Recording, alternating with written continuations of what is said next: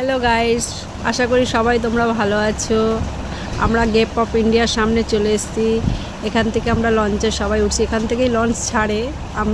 তোমরা হয়তো বোম্বে গেছো, জানো হয়তো সবাই। তো এখান থেকে লঞ্চে করে উঠে আমরা যাচ্ছি এলিফ্যান্টা কেভসের সামনে। ওখানে আমরা সবাই মিলে গোয়ার ভেতরে ঢুকবো, ঢুকে সব সাইট সিন আছে সব দেখবো। ওই আগেকার দিনে যে পাথরের যে কাটিংগুলো আছে সেইগুলোই দেখার মতো। এখানে বিশেষ করে বাচ্চাদেরই ভীষণ এনজয় করতে পারবে, সেটা তোমরা হয়তো বুঝেছো। এখানে থেকে তোমাদের যত সমুদ্রের ভেতরের দিকে গভীরের ভেতরে ঢুকবে, সমুদ্রতার ভেতর তত দোল খায় লঞ্চটা। আর এত প্রপার সুন্দর লাগে, একটু ভয়ও লাগে আবার সুন্দরও লাগে। উপরে উঠতে দেয়। এই আজ সেদিনকে বৃষ্টি পড়ছিল বলে, একটু ঝড়ো হাওয়া ছিল বলে বৃষ্টির জন্য আমাদেরকে উপরে উঠতে দেয়নি। এই কারণে আমরা নিচটাতেই বসেছিলাম, বসে এনজয় করছিলাম। তারপরে সবাই মিলে দেখতে দেখতে খুব সামনের দিকে এগিয়ে যাচ্ছিলাম। যেহেতু সবাই যাচ্ছে, আমারও একটু ইচ্ছে করলো আমিও একটু যাই। তারপরে আমি ঘোরাঘুরি করছি, আমার ছেলে ভিডিও করছে। সেটা তো হয়তো তোমরা দেখতেই পাচ্ছ, সব জায়গাতে ছেলেই ভিডিও করে। আমি দেখি দাঁড়িয়ে দাঁড়িয়ে সব কিছু একটু ঘুরছি চারিদিকটা। এখানে লঞ্চের এখানটাতে দোকান সব কিছুই আছে। তোমাদের এই যে সাইডগুলো দেখছো তো, এই সাইডে সব বড় বড় পাহাড় আছে। ভীষণ এখান থেকে ব্রিজ করা আছে সাইড দিয়ে।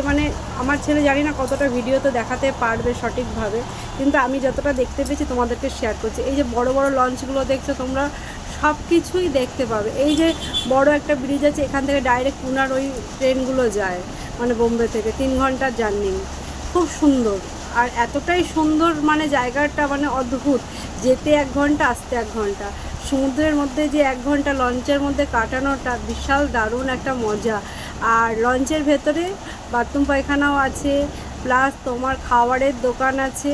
আর ওখানে তো লোকে এমনি লঞ্চের মধ্যে খাবার নিয়ে ঘুরে ঘুরেও বিক্রি করছে, অনেকে দেখলাম। খুবই সুন্দর, এতটাই সুন্দর বলার বাইরে। এনজয় করার জন্য খুবই সুন্দর। আর বাচ্চাদের এখানে খুব এনজয় হবে।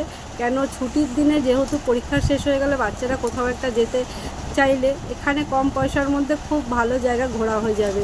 বোম্বেতে ঘুরতে গেলে বেশি খরচাপাতি নেই, কিন্তু ঘোরাটা খুব ভালো। আশা করি তোমরা সেটা বুঝতেই পারছো। এই যে লঞ্চের যে সাইডগুলো দেখছো, ওই সাইডের ওখানে কিছু মানুষ থাকে। তাজ হোটেল দেখাচ্ছে আমার ছেলে, দেখতে পাচ্ছ তাজ হোটেল দূর থেকে দেখা যাচ্ছে, হচ্ছে কত কাছে, কিন্তু কাছে না, আমরা অনেক গভীরে আছি। আর সেখান থেকে আমার ছেলে শর্ট করে কীভাবে, ও এখনকার বাচ্চা তো সব ফটোগুলো তুলতে পারে, ওইটাই ভালো জানে ওরা।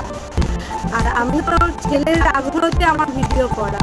জানি না কতটা কথা ভুল বলি ঠিক বলি, তোমরা অতি অবশ্যই আমাকে কমেন্ট বক্সে জানাবে, তাহলে আমি সেইগুলোকে ঠিক করতে পারবো। আমার ভিডিও যদি তোমাদের ভালো লাগে সেটাও জানাবে, কোথাও কোথাও ভুল হলে সেটাও বলো। আর এই যে তাজ হোটেল আর ইন্ডিয়া গেটের পাশাপাশি দুটো জায়গাতে দেখতে পাচ্ছ। আর নতুন বিল্ডিংটাও তোমাদেরকে আমি তুলে ধরছি। দেখো নতুন, যেটাতে ওই যে বোমবাস্ট হয়ে গেছিলো, ওরা নতুন বানিয়েছে। আমি তো চোখের সামনে কি দেখে এসেছি, খুবই সুন্দর হয়েছে, হুবহুবই বানিয়েছে ওরা, দারুণ লাগছে। এখানে রাতের বেলা লাইটিংটা এতটাই বেশি যে চোখ ফেরানো যায় না, জাস্ট যাকে বলে, এতটাই সুন্দর। তারপরে চারিদিকটাই সমুদ্র, তো দেখতে খুব ভালো লাগে। আর বড় বড় বিল্ডিং।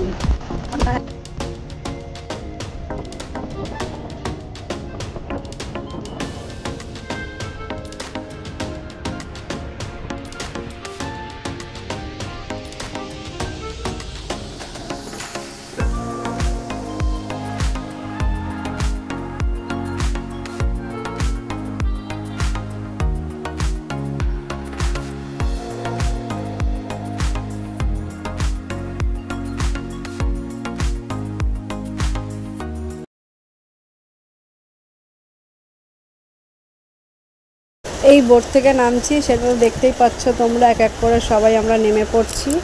নেমে এই খাড়া সিঁড়ি চলেই এসছে, বিশাল ভয়ের মতো সিঁড়িগুলো, এতটাই খাড়া। আমার একটু যেহেতু পায়ে প্রবলেম, একটু হাঁটতেও কষ্ট হয়। এই যে দেখছি চেয়ারগুলোর মধ্যে বাঁশ বাঁধা আছে, যারা উঠতে পারে না তাদেরকে নিয়ে ওই সিঁড়িতে ওঠে।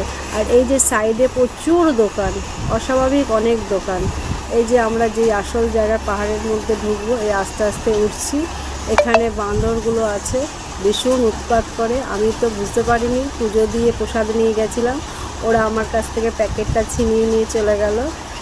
এতটাই মানে ওরা ভদ্রলোক বলার বাইরে। এই যে ওদের পুচকুটাকে দেখতেই পাচ্ছ তোমরা, আমি এটাই অবাক হয়ে যাচ্ছি, এরা কোনো রকমের কারোর কাছে হিংস্রের মতো কামড়ানোর মতো কিছু নেই, মানে থাকলে ভালোবাসা দিয়ে একটা জলের বোতল নিচ্ছে, কারোর কাছ থেকে একটা বিস্কুট নিচ্ছে, এরকমই, এছাড়া আর কিছু না।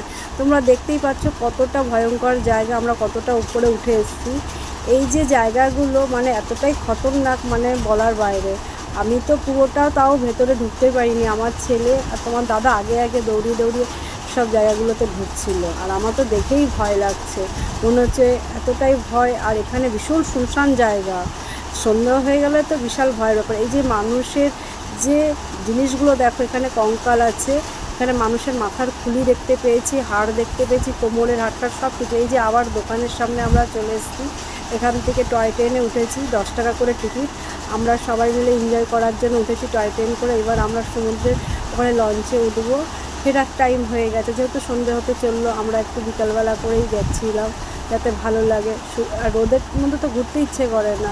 দেখতে পাচ্ছ টয় ট্রেনটা, আমার চড়ার খুব ইচ্ছা ছিল, ওখান থেকে মাত্র 2 কিলোমিটার মাত্র, লোকে চাইলে হেঁটেও আসতে পারে, অনেকেই হেঁটে হেঁটে যাওয়া আসা করছে। আমার যেহেতু শখ ছিল বলে তাই আমি 10 টাকা দিয়ে টিকিট ওইগুলোতে টয় ট্রেনে উঠেছি। এবার আমরা টয় ট্রেন থেকে নেমে আমরা এবার ওখানে লঞ্চে ওঠার জন্য উপস্থিত ফিরছি। এবার লঞ্চে করে আমরা ফিরবো। এই যে সাইডে দেখতে পাচ্ছ গাছগুলো, এখানে সাইডে এমনি জংলি গাছ নয়, এগুলো একটা ফল ওখানকার দেখছিলাম হয়ে আছে, বলছে তো খাওয়া যায়, আমি সেটা জানি না কী ধরনের ফল, ওরা নামটাও বললো, সেটাও বুঝতে পারিনি। এই সাইড দিয়ে এরা এই যে ছোটো ছোটো নৌকোগুলো দেখতে পাচ্ছ সমুদ্রের মধ্যে রাখা আছে, এগুলো দিয়ে ওরা নাকি মাছ ধরে। এই যে পতাকা লাগাই আছে।